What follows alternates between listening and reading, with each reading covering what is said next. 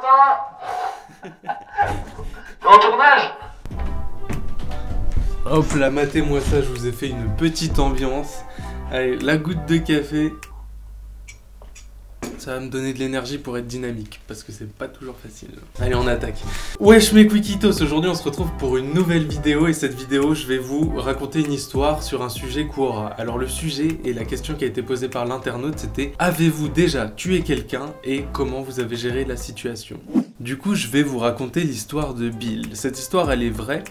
Et pour vous contextualiser la chose, Bill, il vient d'avoir son baccalauréat. Et du coup, il décide d'aller pique-niquer l'après-midi avec une petite demoiselle qu'il vient de rencontrer, avec qui il fricote un peu, qui fête également son bac. Et donc, ils vont pique-niquer tous les deux. Puis par la suite, ils vont aller camper dans un camping pour rejoindre d'autres amis et faire une grosse soirée. Il faut savoir que cette histoire, elle s'est passée il y a 40 ans à peu près. Donc on est dans les années 80. Ça va encore peut-être vous aider à mieux contextualiser la chose. Et donc, leur journée, comment elle commence? Bah tous les deux, ils partent tranquillement faire leur pique-nique dans la Fiat décapotable biplace flambant neuve de Johan. Donc ça, c'est un élément qui est très important, c'est pour ça que je le précise bien. Donc ils partent tous les deux dans cette décapotable, pique-niquer dans un endroit sympathique. Ils sont dans une zone montagnarde de Los Angeles. Donc leur pique-nique, il se passe à merveille. J'imagine qu'ils fricotent, pique-nique classique où bon bah il attend la soirée pour la pécho parce qu'il est sur elle. Moi on me la fait pas, j'ai l'œil. Donc tout se passe à merveille, et puis avant de rejoindre le campement, savoir où ils vont dormir, installer la tente et tout ça, ils se décident de s'arrêter sur un petit marché local. Durant ce tour au marché, ils vont rencontrer un homme prénommé Paul. Et ce Paul, il va discuter avec eux, il va être très sympathique, le courant va très bien passer, c'est une personne qui est plus âgée, c'est un adulte. Et il va finir par proposer que le soir même, au lieu d'aller camper dans le camping, qu'ils viennent dormir chez lui, car il habite tout près, et il leur donne même une indication d'à quel endroit il habite. Du coup, eux, forcément, ils déclinent le truc. Enfin, c'est évident, hein. Imaginez, vous êtes là dans un petit marché de Noël ou un petit marché d'été, et puis vous rencontrez un mec super sympa, ça se passe bien, le courant passe bien, et là il vous dit: ouais, venez dormir chez moi ce soir. Franchement, grave chelou, genre, obligé, tu déclines. Donc ils déclinent la chose, et puis bah ils vont tout simplement aller à l'endroit où ils campent pour rejoindre d'autres amis et faire la fête. Merde, c'est le moment de clubber, hein. Après, on n'a pas beaucoup plus de précisions sur la soirée, mais j'imagine qu'elle s'est très bien passée. Ils ont un ami, John, qui les a rejoints, et donc bah ils passent une super soirée tout simplement. Puis donc ils vont se coucher, ils dorment, et là, la catastrophe.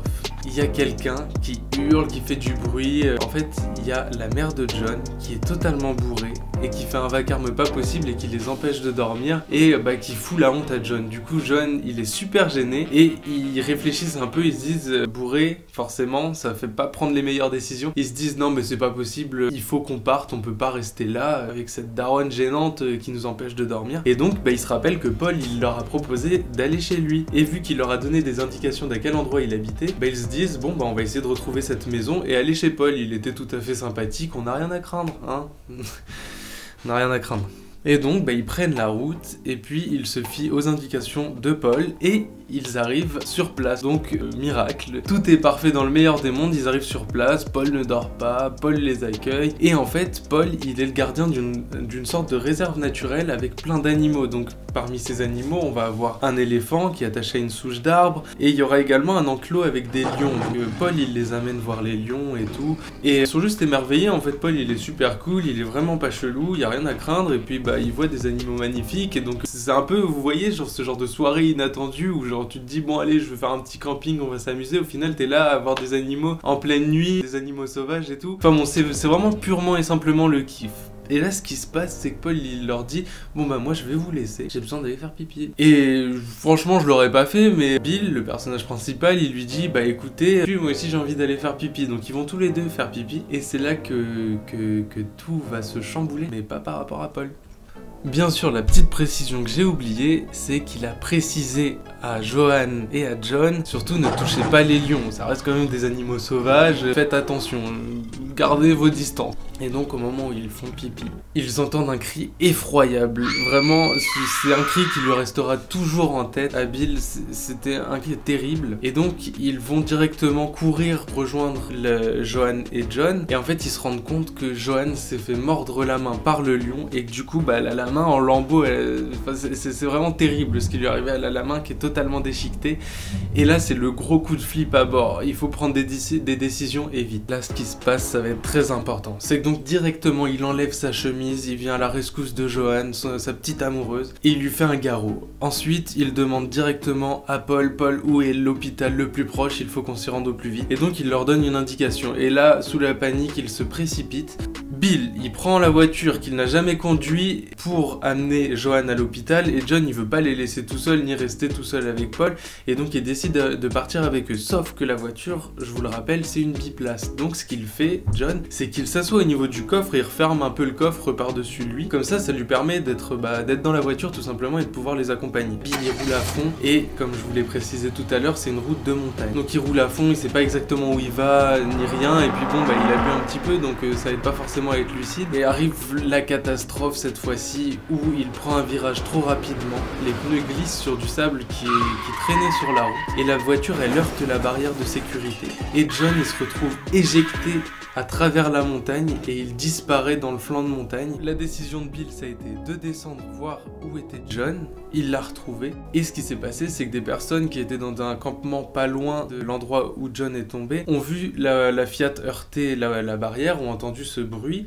et donc ont vu John se faire éjecter et sont venus à sa rescousse et ont été le chercher. Par miracle, parmi ces personnes-là, il y avait une infirmière. Et l'infirmière, elle s'est directement occupée de lui. Du coup, quand Bill, il a vu que John était entre de bonnes mains, il est vite remonté pour voir si Joanne allait encore bien. Et entre-temps, en fait, il y a une ambulance qui est arrivée pour Joanne. Donc Joanne était en sécurité et du coup, il a décidé de redescendre voir John et l'assister. Et là, à ce moment-là, il me donne des frissons, vraiment. Donc il arrive au pied de John, il s'assoit à côté de lui, John, il le regarde et en fait, il y a l'infirmière qui est en train de lui faire un massage cardiaque, que John est en train de perdre connaissance, s'est fait un arrêt cardiaque. Elle donne tout son possible, mais malheureusement le choc a été beaucoup trop violent pour John et donc il meurt en regardant son ami dans les yeux. À ce moment-là, Bill, c'est un cataclysme dans sa tête. Vous imaginez, enfin c'est même pas imaginable en fait une situation comme ça. C'est-à-dire que tout va si bien et finit si mal, c'est vraiment terrible et il sait qu'il va vivre avec ça toute sa vie. Du coup, il s'assoit pas loin de la situation et il est totalement déboussolé. Et donc vu qu'il sait même plus quoi faire ni où il est tellement perdu,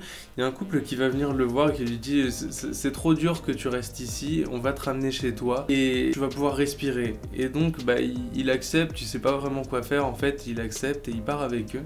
Et ces gens ils le déposent chez lui et lui il arrive chez lui et il s'évanouit. Le lendemain, la police le réveille en toquant à sa porte et donc il y a une enquête qui est faite autour de cet incident, de cet accident et autour de la mort de son ami. La police vient l'arrêter pour conduite en état d'ivresse et pour abandon de personne en danger. Et par peur qu'il y ait des représailles des parents de John, ils le conduisent en prison pour qu'il soit entre guillemets en sécurité et pour que l'enquête avance de leur côté. Par miracle, en fait, le père de John est quelqu'un qui a été merveilleux et qui a demandé sa libération. Et en fait, c'est la famille de John qui l'a vachement aidé dans cette phase très compliquée pour lui. C'est qu'ils lui ont dit qu'ils ne lui en voulaient pas, qu'ils comprenaient la situation et que voilà, c'était quelque chose de très triste, mais ils l'ont aidé à faire ce deuil et à aller de l'avant en lui disant que eux, de leur côté, ne lui en voulaient pas et qu'ils avaient accepté la chose. Et donc là, on arrive sur la fin, c'est sa condamnation. Il s'était fait à l'idée qu'il allait aller en prison et il considérait même que c'était normal, c'était bien fait.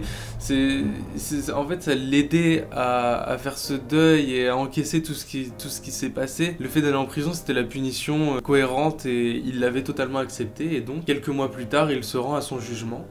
Et il est poursuivi pour homicide involontaire, coupable d'abandon du lieu d'accident et conduite en état d'ivresse. Donc vraiment, il a des charges qui l'inculpent énormément. Et donc pendant son procès, il y a quelqu'un qui demande au juge de prendre la parole, quelqu'un qui est dans l'assemblée.